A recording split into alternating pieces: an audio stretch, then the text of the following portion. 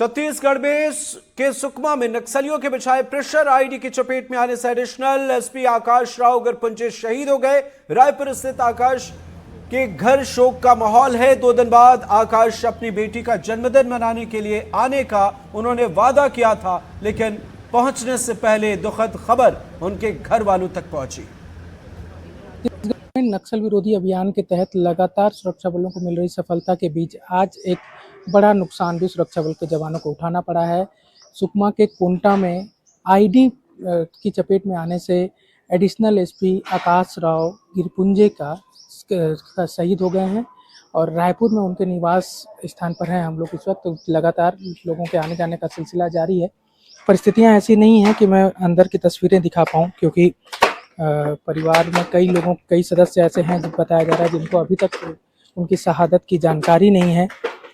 कोई लोग बात करने की स्थिति में नहीं है। मैं अपने सहयोगी चंद्रकांत से कहूँगा कि तस्वीरें जितनी दूर से दिखा पाएँ वही दिखाएं, ज़्यादा पास में, क्योंकि जब परिवार वालों से हमारी बातचीत हुई थी तो उनका कहना था कि अभी तक उनकी पत्नी को हमने जानकारी नहीं दी है, उनकी माताजी को भी जानकारी शहादत की नहीं दी गई है। सिर्फ उनको अब धीरे धीरे समझा कर बताने की कोशिश की जा रही है। एक बड़ी जानकारी ये भी बातचीत में हमें मिली, जो आकाश के पिता हैं उन्होंने हमें बताया कि 2 दिन बाद उनकी बेटी 4 वर्षीय बेटी पीहू का जन्मदिन था और कल रात में ही उनके पिता से उनके आकाश राव की बातचीत हुई थी और उन्होंने वादा किया था कि पीहू के जन्मदिन में वो ज़रूर रायपुर घर आएंगे और साथ में जन्मदिन मनाया जाएगा। 11 तारीख को उनकी बेटी आकाश की बेटी का चौथा, जैसा कि उनके पिताजी बता रहे थे, चौथा जन्मदिन था जिसको मनाने की तैयारी चल रही थी। खुशी का मौका था, लेकिन परिवार वालों को ये नहीं पता था कि जिस खुशी में शामिल होने के लिए उनका बेटा 11 तारीख को आने वाला है, उससे 2 दिन पहले ही एक बड़ी दुखद जानकारी उनके परिवार में आएगी। बता दूं कि नक्सल विरोधी अभियान के तहत जितनी भी कार्रवाइयाँ चल रही हैं इस साल, जो 2 बड़ा नुकसान जो हुआ है सुरक्षा बल के जवानों को, उसमें पहला जनवरी 5 तारीख को एक आईडी ब्लास्ट में 8 जवान शहीद हुए थे, जो बीजापुर में एक घटना को अंजाम दिया था नक्सलियों ने, और उसके बाद अन्य 2 जवान भी शहीद हुए। इधर सीएम साई ने नक्सली हमले में एएसपी आकाश राव गरपुंजे के शहीद होने पर गहरा शोक जताया है। सीएम ने सोशल मीडिया पर पोस्ट करते हुए लिखा कि सुकमा के कोंटा में नक्सलियों ने कायरतापूर्ण आईडी विस्फोट में एएसपी आकाश राव गरपुंजे के शहीद होने पर गहरा दुख व्यक्त किया। सीएम साई ने कहा कि अत्यंत ही दुखद है, मैं उनकी शहादत को नमन करता हूं। सीएम साई ने कहा कि इस कायराना हमले में कुछ अन्य अधिकारियों और जवानों के भी घायल होने की सूचना मिली है। उन्होंने कहा कि घायलों के समुचित इलाज के लिए निर्देश दिए गए हैं। छत्तीसगढ़ में नक्सलियों के खिलाफ सुरक्षा बलों ने एक बड़ी लड़ाई लड़ रही है, जिसमें सुरक्षा बलों को लगातार सफलता मिल रही है और इसी से बौखलाए नक्सली इस तरह की कायराना करतूतों को अंजाम दे रहे हैं। नक्सलियों को इसका परिणाम भुगतना होगा। वो दिन दूर नहीं जब छत्तीसगढ़ से इनका अस्तित्व ही समाप्त कर दिया जाएगा। सीएम साई ने शहीद एएसपी आकाश राव गरपुंजे के परिवार के प्रति गहरी संवेदना व्यक्त करते हुए कहा कि राज्य सरकार इस दुख की घड़ी में उनके परिवार के साथ खड़ी है। तो ये दुखद खबर, हालांकि ऑपरेशन लगातार जारी है। सहयोगी नीलेश त्रिपाठी रायपुर से हमारे साथ लाइव है। नीलेश, क्या है अपडेट?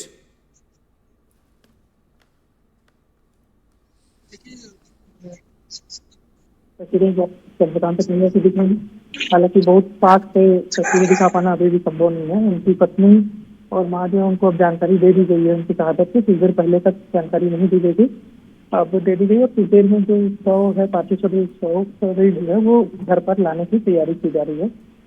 हमारा अस्पताल में जो पोस्टमार्टम की प्रक्रिया है वो लगभग पूरी कर ली गई बताया जा रहा है और उसके बाद अब शव को जो है घर पर लाया जाएगा और कल पूरी गार्ड ऑफ ऑनर और तमाम जो प्रक्रियाएं होती हैं उसके तहत माना में कार्यक्रम किया जाएगा। उसके बाद फिर यहाँ पर महादेव घाट में अंतिम संस्कार की प्रक्रिया की जाएगी। आज रात भर शव जो है वो उनके घर पर ही, जो रायपुर स्थित घर है वहाँ पर ही रखा जाएगा। बिल्कुल, बताएं वहां अगर किसी से बात हुई हो तो क्या कुछ कहना है, और इसके साथ ही मुख्यमंत्री की तरफ से भी इस मामले पर ट्वीट भी सामने आया है और निश्चित तौर पर दुख की एक बड़ी यहां पर घड़ी नजर आ रही है। आकाश के पिताजी से, आकाश के चाचा से और परिवार के अन्य सदस्यों से भी मेरी बातचीत हुई है, लेकिन इस परिस्थितियां ऐसी नहीं थी कि मैं उसे कैमरे पर रिकॉर्ड कर सकूं।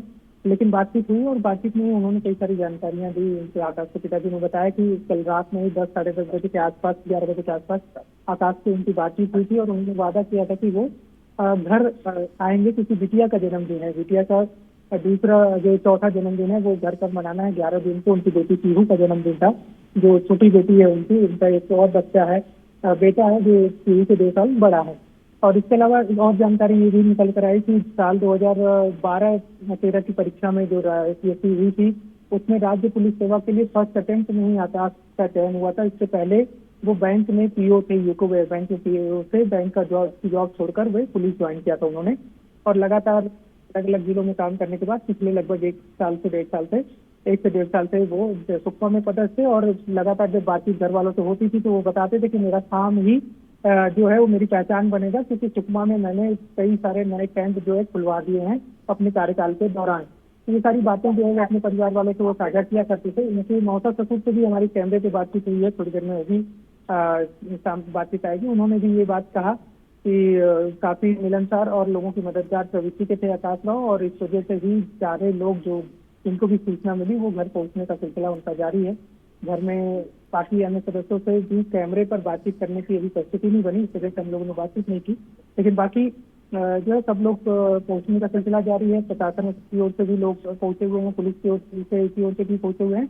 और बताया जा रहा है पार्थिव शरीर घर आने के बाद फिर सरकार की ओर से भी मंत्री और अन्य जो वरिष्ठ लोग हैं वो पहुंचेंगे। जी बिल्कुल बिल्कुल नीलेश, नजर बनाए रखे आप। बहुत बहुत शुक्रिया इन तमाम अपडेट्स के लिए।